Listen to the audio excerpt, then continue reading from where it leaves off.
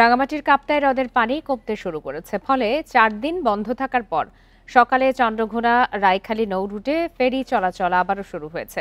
কাপ্তাই পানি বিদ্যুৎ উৎপাদন কেন্দ্রের ব্যবস্থাপক মাহমুদ হাসান জানান, হ্রদের পানি কমায় বাঁধের দরজা ৩.৫ ফুট থেকে কমিয়ে ১.৫ ফুটে নামিয়ে আনা হয়।